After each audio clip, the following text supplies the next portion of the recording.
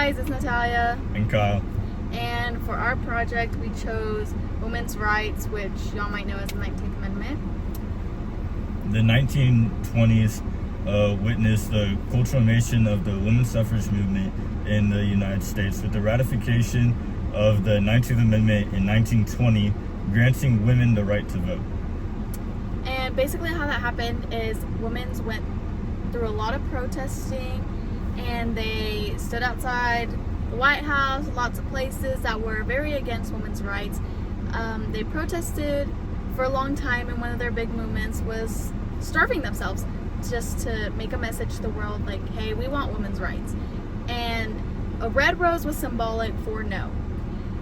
When you wore a red rose to that day to vote, it was a big fat no, and it was basically like, no, we don't want women's rights.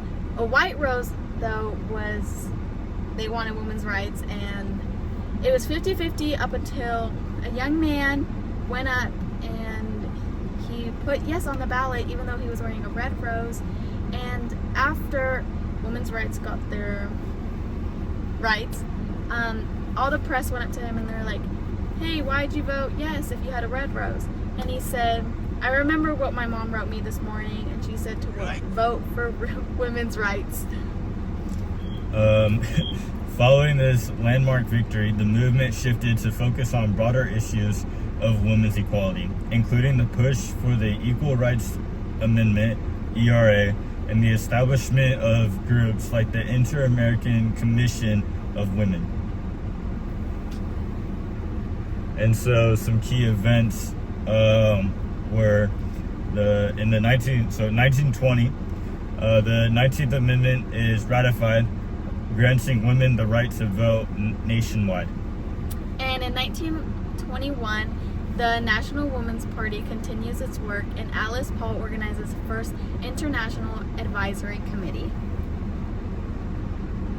In 1922, the Supreme Court upholds the validity of the 19th Amendment, and the Cable Act prevents American women from losing citizenship upon marrying foreigners.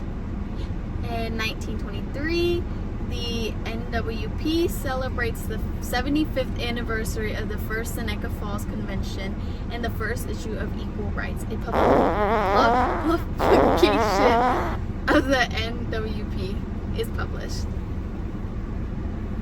And so the next year, in 1924, the Equal Rights Amendment, ERA, is rejected by the Republican and Democratic parties. In 1925, the NWP participates in a congressional hearings on the ERA. And in 1926, the NWP revives its Women for Congress campaign. And that's our project, guys.